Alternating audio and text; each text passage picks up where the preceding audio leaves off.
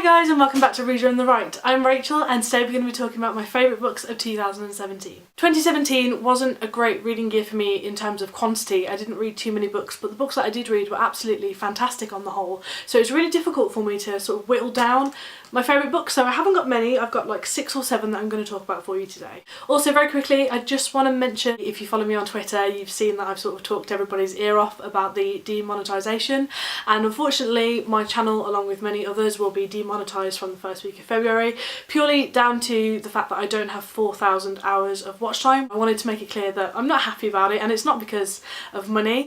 Videos will be recommended to a lot less new people, and that's really shit, to be honest. It's not good enough. If you are a small creator, if you don't meet the new partner programs, I have a thread on my Twitter that you can go and post your channel to. I'll be subscribing, and there are like 70-80 people on there also that will be subscribing and helping you build back up, and hopefully you'll get re-accepted. Anyway, that's enough about that. I'm just going to get into talking about these books because that's what I'm here for. If you've been with me for any amount of time on this channel, you will know that I absolutely love short story collections, so I'm sure it's no surprise to you guys that my first favourite book is indeed a short story collection, and it is Record of a Night Too Brief by Hiromi Kawakami, who is the author of Strange Weather in Tokyo as well, which is a really lovely book that I read last year, and this is published by Pushkin Press. First of all, it is an absolutely gorgeous cover, and this is a collection of 3 short stories. They're a little bit longer than usual, but they are so hauntingly beautiful. I'm going to read you the blurb because I did read this quite a while ago, so I want to make sure I get all my facts straight. In these 3 haunting lyrical stories, 3 young women experience loss, loneliness and extraordinary romance. A woman travels through an unending night with a porcelain girlfriend, monsters of the mist and a monkey who shows no mercy. A sister mourns her brother, visible only to her, while her family welcome his would-be wife into their home. And an incident in a park leads a shop girl to discover the snakes and intimate lives everywhere she turns. It's absolutely fantastic. It's really my sort of short story collection. Like I said, it's hauntingly beautiful. The prose in it is eloquent. It is so beautiful and so enjoyable to read. And the concepts are a little bit disturbing, quite different, a little bit creepy. I like that sort of macabre nature to books and short story collections. I think it's something that can be tackled really well in them, and it is here. If you like something a little bit different, a little bit disturbing, then this is the perfect short story collection for you. The next book I want to talk about is actually a play, and I'm sure you already know that I'm a huge advocate for plays on this channel. I think many more people should be reading plays, and this is a perfect one to start with. This is Woyzeck, originally by George Buchner, but this is a new version by Jack Thorne, who I'm pretty sure wrote the new Harry Potter and the Cursed Child play, I think. But this came out early this year. I went to see the play, and as you can see, starred John Boyega from Star Wars, who was absolutely fantastic. He played Woyzeck. And essentially this is set in the 1980s in the Cold War in Berlin, and it follows Woyzeck, a soldier, and his ascent into madness. Ascent? Descent. Definitely descent. His descent into madness. It's a fantastic character study. I absolutely love books or plays or short stories that are sole character studies that follow just the character's emotional actions and response rather than physical, although this does get quite physical towards the end. But I would really recommend, if you're interested in reading plays, that you give this a go. It's very short. It'll only take you probably an hour to read maximum, but you really get a feel for the pain that Woyzeck is going through and sort of why he has this emotional, mental breakdown that, you know, ultimately impacts his life in a very terrible way. Definitely give this a go. Just give it a read for me, please. Read a play. It will be great. You'll have a great time. Well, I mean, it's sad, but you'll have a great time, it's fine. The next book that I read, if you saw my last video, this is probably no surprise. This is The Fantastic Girl Up by Laura Bates, who also wrote Everyday Sexism, which I haven't picked up, but I will soon. This book encompasses everything it means to be a woman and how powerful and empowering you are. If you want to feel like a badass bitch, get this book and read it. It teaches you how to go on first dates, how to deal with misogyny in the workplace or classrooms, body confidence, and how to deal with fat shaming and skinny shaming. It is just so fantastic. It is so accessible, and it is based a lot in fact and, you know, psychological research, and it just goes to show how wonderful women and people who identify as that can be. It is just empowering the human race and just to cut out sexism in life, and I just think it's excellent. I fucking love this book. Just please go and buy this. If you're interested, if you were looking at it on a shelf for a while like I did, go and buy it because you won't regret it. This is fantastic. This is definitely one of the best books that I've ever read. In a similar sort of vein, I also read Trans Like Me by C.N. Lester, A Journey for All of Us. This was a difficult read. God damn. did Lester deal with some difficult things in their life, but it's really inspiring. The fact that Lester has come out the other end, a fantastic musician and an eloquent writer.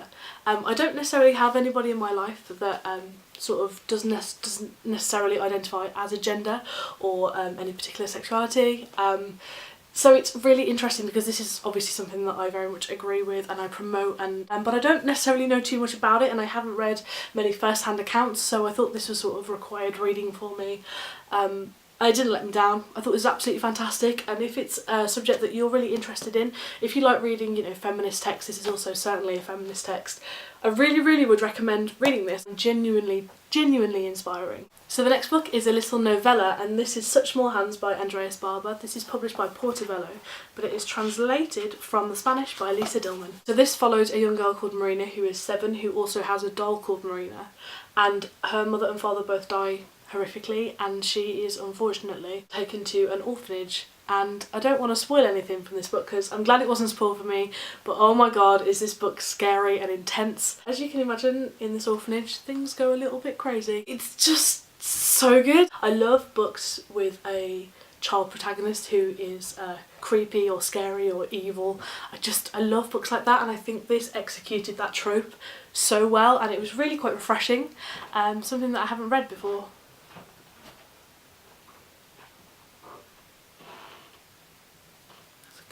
If you are looking for a perfect little spooky book, this is the perfect one to go for. I would recommend this highly. The next book is Alexandra Kleeman's You Too Can Have a Body Like Mine. I believe this is the first book. Please correct me if I'm wrong. This is probably the weirdest book that I have ever read. Essentially we follow 3 characters called A, B and C. There's no names, just letters, and they live in this really creepy neighbourhood where one day these neighbours up and leave and they've got bags over their heads and it's never properly explained, and then they watch this TV show a lot in their house where couples compete in these tasks, and if they don't win then they have to break up, and it's such like a weird alternative reality, and then the end just goes absolutely wild. The 3 main characters are so interesting, and there's ideas of like the 2 girls being doppelgangers and sort of wanting to be like each other, and it is described in such an interesting and weird way. The prose is very quirky, it really matches the sort of narrative of the book, but if any of that sounds appealing to you then this is going to be amazing. It's definitely a Marmite sort of book. But if you like reading something a bit different, or if you want to challenge yourself and read something weird, frankly, then this is the perfect book to go for. It is absolutely fantastic and fucking mental, and I love it. It's so good. Now the next book is, spoiler, probably the best book that I've ever read. It's a non-fiction book and I read it at work, and then I was recommending it to people and I came into work the next day and it had been stolen from underneath my desk, so unfortunately I don't have a copy of it. I've got the dust jacket, but this is Going to Hurt by Adam Kay, Secret Diaries of a Junior Doctor. So this book, well, I mean, this dust jacket, I'll put that down. This book follows Adam Kay's journey through being a junior doctor to a consultant over I think 10ish years, and like it says, these are the diaries that he kept as a doctor, and it follows accounts of births, deaths, hilarious anecdotes and really upsetting stories. A couple of years in, Adam specialises in gynecology and delivering babies, and he's delivered literally thousands of babies. I found some bits of it incredibly difficult to read and some bits of it were genuinely just hilarious, and there were moments where you were laughing at one section and then literally crying at another section. I can't explain to you how much I think everybody needs to read this book. It's such an eye-opener to how the NHS works. Genuinely, I think it's my new favourite book, and I've been recommending it to everybody that I know, and now I'm recommending it to 2,000 more people. Hopefully everybody's going to give this a go and have a read, and I promise that you will love it. So that is it. They are all my favourite books of 2017. A really good mix actually, not just short stories like I usually do. There's a little bit of everything in there. Please let me know if you're going to pick up any of those books. Let me know in the comments down below, and also, as always, if you have any recommendations of anything that you've seen or read based on those books, please let me know again down in the comments, and we'll have a little chat, because I always like to hear what you guys recommend to me. Thank you so much for watching, and I shall see you next week in my new video. Bye!